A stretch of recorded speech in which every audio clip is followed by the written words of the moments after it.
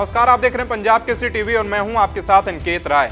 देश का मणिपुर राज्य पिछले 2 सालों से खूब सुर्खियों में बना हुआ है।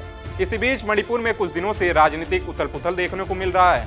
मणिपुर के सीएम एन बीरेन सिंह के इस्तीफे के बाद मणिपुर की राजनीति में हाहाकार समझ गया।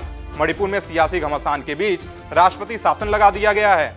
मणिपुर में मैतेई और कुकी समुदाय के बीच हिंसा के चलते कानून व्यवस्था की स्थिति गंभीर बनी हुई है। बीते रविवार को बीरेन सिंह ने राज्यपाल अजय कुमार भल्ला से मुलाकात कर मुख्यमंत्री के पद से इस्तीफा दे दिया। इसके बाद से ही नए मुख्यमंत्री के नामों पर मुहर लगाने के लिए बीजेपी नेताओं की बैठक का दौर शुरू हो गया, लेकिन बैठक में किसी नेता के नाम पर मुहर नहीं लगी, जिसके बाद मणिपुर में राष्ट्रपति शासन लगा दिया गया। चलिए इस वीडियो में समझने की कोशिश करते हैं कि मणिपुर में राष्ट्रपति शासन लगने के बाद वहाँ के हालात कैसे हैं। इसके बाद आगे जानेंगे कि किसी राज्य में राष्ट्रपति शासन क्यों लगाने पड़ते हैं। दरअसल मणिपुर करीब 2 सालों से हिंसा की आग में जल रहा है। मणिपुर की राज्य सरकारें हिंसा को रोकने में विफल रही हैं, जिसके बाद मणिपुर के मुख्यमंत्री एन बीरेन सिंह ने इस्तीफा दे दिया। मणिपुर के सीएम ने 9 फरवरी को राज्यपाल अजय कुमार भल्ला से मुलाकात कर इस्तीफा सौंप दिया, जिसके बाद मणिपुर के सियासी गलियारों में हाहाकार समझ गया। इसके बाद से ही नए मुख्यमंत्री के नाम पर सहमति बनाने के लिए बीजेपी के पूर्वोत्तर प्रभारी संबित पात्रा विधायकों और राज्यपाल के साथ बैठक की, लेकिन राजनीतिक विशेषज्ञों का कहना है कि मुख्यमंत्री को लेकर सहमति नहीं बनने के कारण राज्य में राष्ट्रपति शासन लगाना पड़ा। राष्ट्रपति शासन लगाने के बाद मणिपुर के सड़कों पर सन्नाटा पसरा हुआ है। चलिए आगे जानते हैं कि किसी राज्य में राष्ट्रपति शासन क्यों लगता है। राज्य में क्यों लगता है राष्ट्रपति शासन? किसी राज्य में संवैधानिक तंत्र के असफल या कमजोर पड़ने पर राष्ट्रपति अनुच्छेद 356 के तहत राज्य सरकार की सभी शक्तियों को अपने अधीन कर लेते हैं। राष्ट्रपति शासन लगाने के लिए राज्यपाल और राष्ट्रपति को रिपोर्ट भेजती है और फिर राष्ट्रपति केंद्रीय कैबिनेट की सलाह के बाद किसी राज्य में लागू कर देती है। राष्ट्रपति शासन लागू होने के बाद मुख्यमंत्री के नेतृत्व वाली मंत्रिपरिषद भंग हो जाती है और राज्य सरकार के सभी मामले राष्ट्रपति के पास जाते हैं।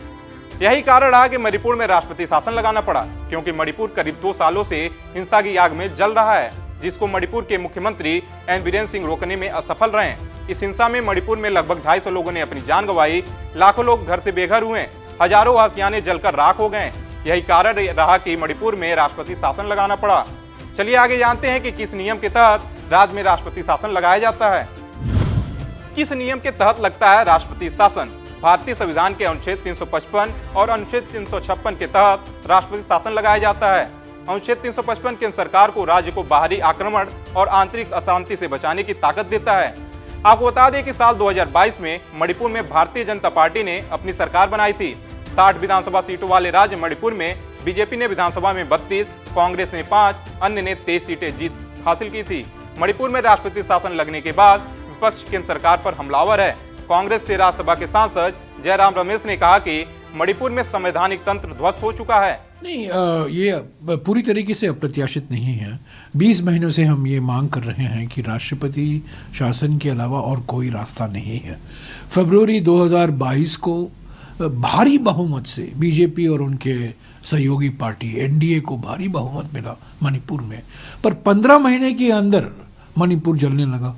300 से भी अधिक लोग मारे गए, 60,000 लोग विस्थापित हुए, करोड़ों रुपये को प्रॉपर्टी जलाया गया। तो एक तरह से एक भय और वातावरण का, भय और शक का वातावरण पैदा किया गया अलग अलग समुदायों में। तो सामाजिक सद्भावना हुआ करती थी, वो बिल्कुल बिगड़ गया। 20 महीने हो गए, 21 महीने हो गए हैं, प्रधानमंत्री वहाँ गए नहीं हैं, गृह मंत्री बिल्कुल विफल हुए हैं। हमने अविश्वास प्रस्ताव लाया और एक दिन पहले, कुछ घंटे पहले ही मुख्यमंत्री ने अपना इस्तीफा दे दिया। मैं समझता हूँ सुप्रीम कोर्ट ने जो कहा था अगस्त 2023 को कि मणिपुर में संवैधानिक प्रणाली पूरी तरह से ध्वस्त हो चुकी है। अब सवाल यह है कि क्या मणिपुर में राष्ट्रपति शासन लगना केंद्र सरकार की विफलता का प्रमाण है? क्या मणिपुर की हिंसा की आग बुझाने में मणिपुर सरकार विफल रही है? तो जवाब शायद हाँ है, क्योंकि राज्य में राष्ट्रपति शासन लगना राज्य में फैली अस्थिरता का प्रमाण देता है। बहरहाल देश में राष्ट्रपति शासन लगने का सिलसिला बहुत पुराना है। देश में 1951 में पहली बार राष्ट्रपति शासन प्रधानमंत्री जवाहरलाल नेहरू के राज में पंजाब में लगाया गया था, जिसे करीब 1 साल तक जारी रखा गया। अब देखना होगा कि मणिपुर में राष्ट्रपति शासन लगने के बाद क्या मणिपुर का हालात सुधरता है या नहीं, ये तो आने वाला वक्त ही बताएगा। फिलहाल के लिए इतना ही। बाकी देश दुनिया की तमाम खबरों को देखने के लिए देखते रहिए पंजाब केसरी टीवी। हमसे जुड़े रहने के लिए हमारे YouTube चैनल को सब्सक्राइब करें और नई वीडियो की नोटिफिकेशन के लिए बेल आइकॉन को दबाएं।